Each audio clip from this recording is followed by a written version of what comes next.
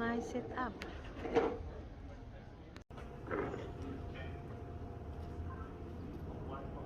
Thank you, John. I now invite Laurie Tanahu for karakia.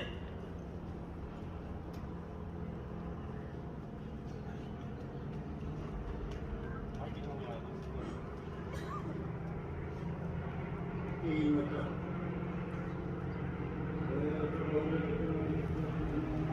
found rest on the ridges of Gallipoli, those who rest in the cemeteries of the great wars, those who rest in the haze of desert and jungle,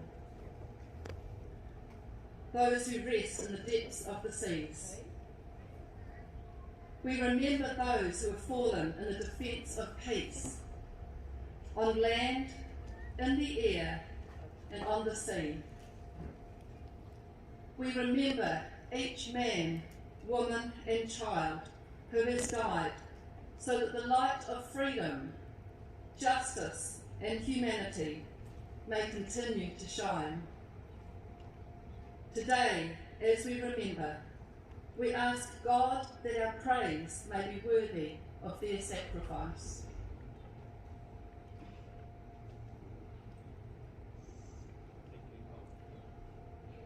Good morning and welcome. I would like to thank members of the RSA, members of the Council, fellow service members, previous service members, members of the Hawke's Bay Hospital and members of the public for being here today. My name is Blas Robles. I'm a corporal with Queen Alexander's Mounted Rifles. We are from Linton, Palmerston North. Although this is where we are based, I am lucky enough to call the Hawke's Bay home.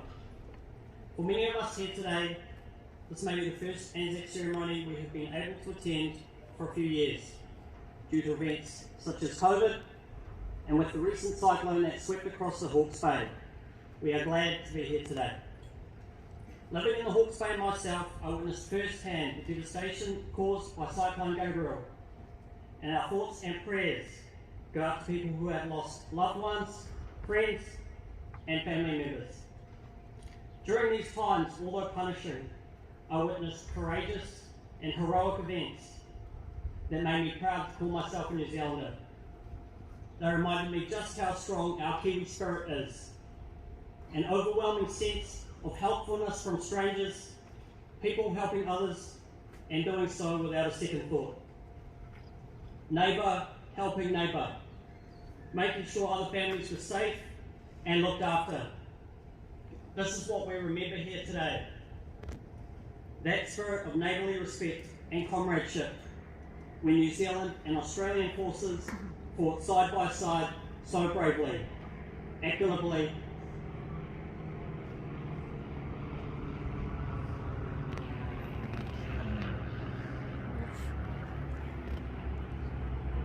Some planes.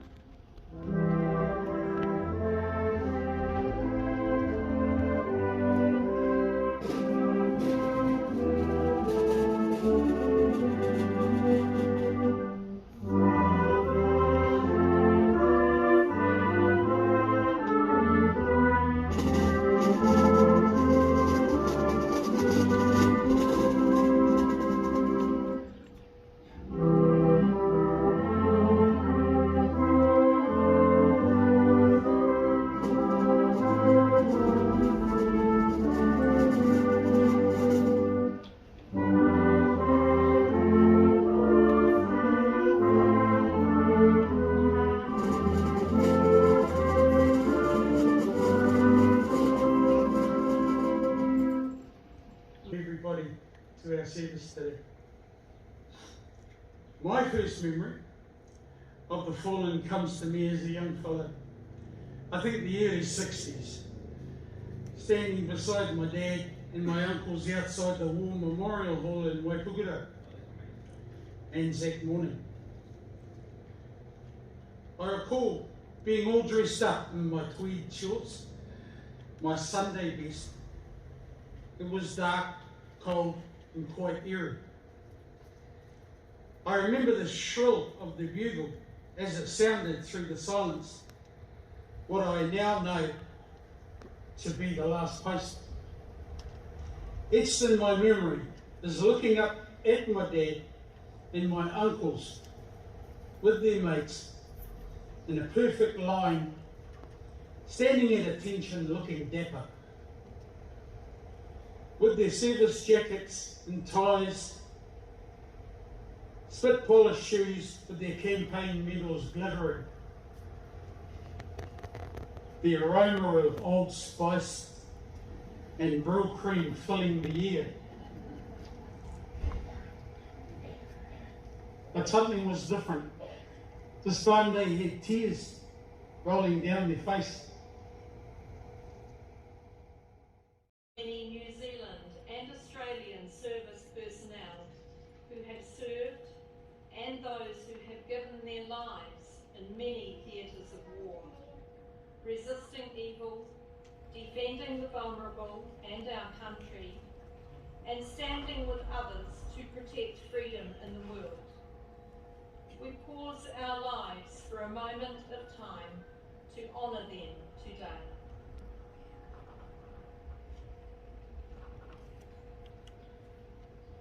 We pray for widows and orphans and those who carry the scars of war in their hearts, minds and bodies. May we as a nation always be generous and caring for them and providing for their needs.